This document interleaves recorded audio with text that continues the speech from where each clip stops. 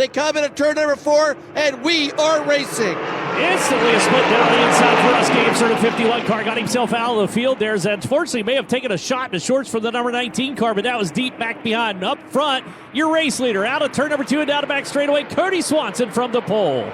Cody Swanson from the pole with an old adversary nipping at his heels. Here comes Cody. He'll cross the line right now. He's behind Kyle O'Gara down into the corner. He'll split to the inside. The 22 challenging for position in turn number 1 and 2. O'Gara will not let him slip on through. He gets back around Logan Seavey and holds him back behind. Yeah, we've got to keep our eye on that 22 and keep your eye on the 77 right now. The battle within the battle beyond this race. He is hot on his heels out of turn number 2. He's got a little glance to the outside. The 91 comes up, shuts the door. Here comes Swanson down low, deep into the corner. Shows the nose to the 91 car. They'll go side by side through the apex onto the front straightaway, and Swanson's got it. Yeah, normally when you get a driver on his hip in turn number 3, you're going to have that spot. Grant knows that. Slides back in the 4th position. He's looking back to find Seavey. Still scored 7th on the field. 3 spots out of where he needs to be. Watch his battles up front. I keep glancing back to find Logan Seavey, and Seavey has not figured out a way to get around the 92 car, Mario Klauser. Now, he may be being patient. That's entirely a possibility, but at the same time, you wonder if maybe he just can't get around the 92 car. There's the move down the inside. I say that, and he just blasted down into turn number 3, and now he's got the 92 picked up. He said, take that, Chet. Watch this. There may be an issue for the 77 car. I'm not 100% on that, but he does not look quick through the corner. No, he does not. I agree 100%. Yeah, he's definitely off the pace. There's no doubt about it. Bobby Santos closed way too quickly down at turn number 1 and 2. Something awry, perhaps, for the Mission Foods number 77 car. Santos is wondering what's up as well. As here comes Tanner Swanson back behind the 2. And here's a challenge for the race lead now down into the corner. Bobby Santos looks low into 98. He'll easily snatch it away from the 77 car. Tanner Swanson's going to get both of them out of the corner. So Tanner trying to go 2 for 1. Oh, what a turn of events this is, and that chase for the championship. Oh, my goodness. Yeah, the problem, if you're Cody Swanson, you got a problem. There's 76 laps to go. Yeah, he's in the wall with the 77. Glanced off the wall. He has got trouble. Trouble for the number 77. He's trying to hang on to everything he can. He needs a caution in the to worst come out. way. As we lose a power plant for Trey Berg. Oh, here we go. That is definitely a blown engine. You get the signal to fire back off the 77. He'll pull out under his own power for Cody Swanson. And Chad, I just learned they just came in to put even more air in the right rear, but I just talked to one of the crew members, and he told me there's no cause for alarm for the 77. So Tanner Swanson out front for 30 laps so far has led the most of this feature event as he gets back into the throttle and dances his way down into turn number 1 and 2. Someone trying to capitalize on his look out. Car did not turn for the 77. Cody Swanson just got into the wall and unfortunately collected the 81 of Trey Osborne. Or is that Derek Bishak? I'm sorry, Derek Bishak, rather. Set to go back to green. Tanner's race to start up front for the 02 car. Better start that time for him. Now there were 40 to go at the line.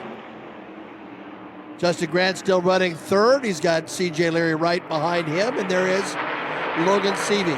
Davey Hamilton Jr. was going to try to make a move on the 22 of Seavey. Seavey having none of it, however. He looks to the outside of the number 6 car just ahead. C.J. Leary putting a lot of pressure on Grant. And Seavey's got to tread very carefully here. A little bit of contact, the touch of the tires, and his day could go horribly awry. As he went up there on the high side, I can imagine Robbie Rice and Ronnie Gardner about having a fit. But that's a professional race driver knowing what he's doing. There you go, moving to the outside of C.J. Leary. Leary giving him plenty of room. That'll move up the 22 car. Now slides into 4th on the field, right on the back bumper of the 91. Is up front. Tanner Swanson is gone in a big, big way. As here goes C.J. down on the inside. Got around Logan Seavey. These are momentum cars, and that momentum built in turn number 2 a lap ago. Now here comes Cody trying to follow suit. Works down the inside, the number 22. Seavey does not want to let him around. He'll battle back to the outside. They'll go side by side and wheel into the corner. If I'm the spotter right now, there's a part of me saying just let him go. but that's just not in his blood. Again, occupying the attention of Seavey. Seavey down into turn number 1. Swanson down on the inside. Still side by side. Seavey sweeps around the outside and hangs on yet again. I think Cody thought he might get a pick there, and that's where Travis Wellpot in front of him, and that caused a wow from the booth.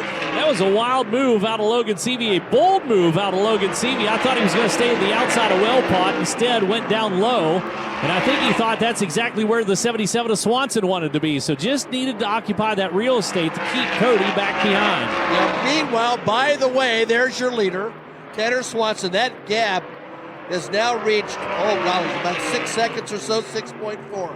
That has been a cat and mouse game now for so many laps.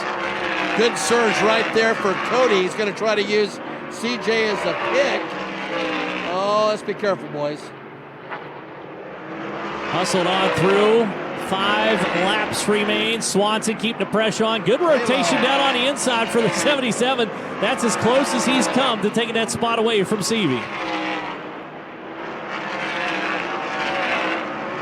Trying to get a mistake. Still laps left. If he can rattle the 22 car and get Seavey to mess up, all it takes is Seavey to drop out and drop back to the tail of the field. Admiring for sticking tight up there, but I'm like you. He needs to let Swanson go. Forget about it. Forget about it. I just don't think it's in his... Just drop back and let him get around. Let him go where he needs to go and finish off this race. It's less than a handful remaining, and he wants to go 3 wide with C.J. Larry. Oh, my. Now Cody goes to the outside. Oh, my. Hold on, Nelly. That's the move right there, and that's what Swanson wants. He wants to bait him into a race. Make a mistake. Swanson gets through. He's going to go 2 for 1. Cody just went 2 for 1. Can he hold it? He might. Now got nose out on him. Technically scored 4th on the field for the number 77 car. He's out and away. He's not going to be able to run down Tanner Swanson, though. Tanner's so far out in front. The white flag has flown. This one all but in the books. What a battle between the 2 championship cars, and what a clinic by Tanner Swanson. Yep, they gave you all you want. Ladies and gentlemen, he's done it again. And for the 8th time, he's done it, Tanner Swanson. Tanner Swanson! He's the leader in victories here with 8. Yeah, that was what we were.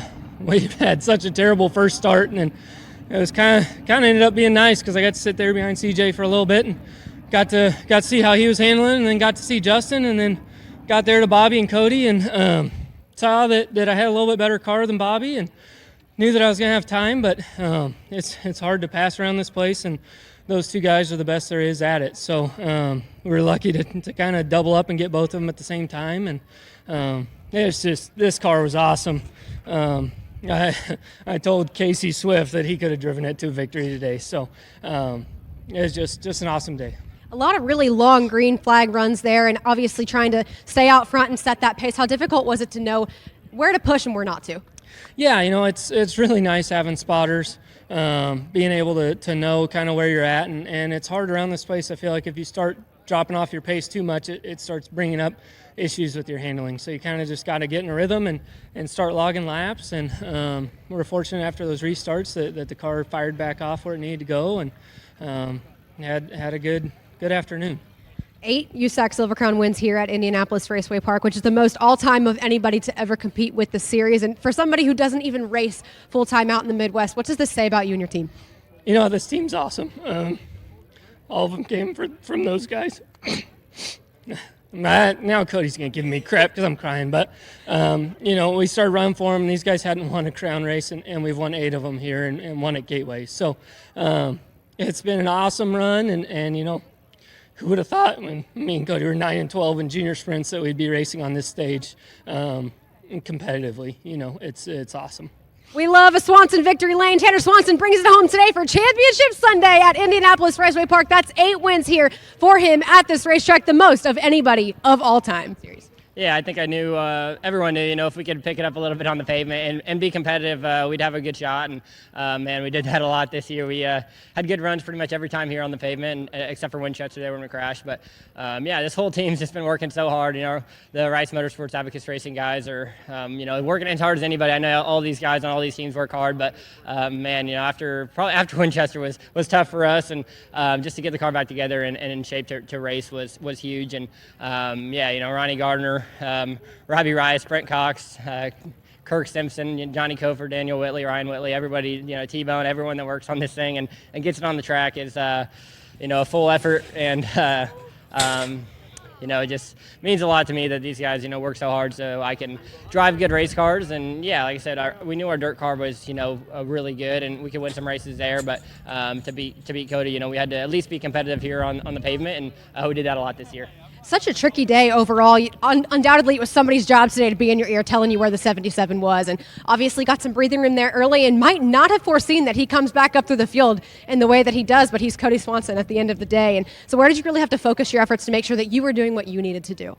Yeah, like you said, you can never count him out, and I could see that he had fallen back there early, and I was just kind of I got a really bad start. I ran into the back of Tanner there and about crashed and lost a bunch of track position. And by the time I got back to where I needed to be, the leaders were gone. So I kind of just rode around and knew, if I tried to run them down, I would just kill my car. So I kind of just rode waiting for a yellow and kind of got him there at the end or got one there about halfway. And, Cody pitted. And, yeah, like I said, you can never count him out. He's going to go to work and work on that thing and get it better. And they did. But, man, this thing was so good. I wish we weren't points racing because I feel like I could have raced up there in the top three a little bit. But, just trying to save my stuff and make sure I had a little bit there at the end if the 77 did come back through, and he did. And I was able to kind of hold him off as long as I needed to and then kind of, just settle in those last few and make sure we finished. So just a tough race. Like I said, I hate not racing as hard as I can. I drove pretty hard there the first half trying to get back through there in case Cody did, drive back through. And, was racing there pretty hard for fourth and fifth. And, eventually figured it was best just to let it go and finish sixth or seventh or wherever I did. So, like I said, it kind of sucks a little bit because I feel like this is as good as we've ever been. And I'd like to go race up there with the guys up front, but there comes a point when you got to look at the big picture sometimes and, just kind of had to settle in there and finish the race. So, I just can't say enough about the work these guys do and all of our partners that to get us here. So just super, super excited and ready to get the rest of the year finished out. I think historically, when we think about Logan Seavey, especially in a tribute to your previous championship, we think midget driver, which is certainly not the case anymore. And when we think about how different the Silver Crown Series is in comparison to everything else, how has this changed your approach to all other disciplines of racing?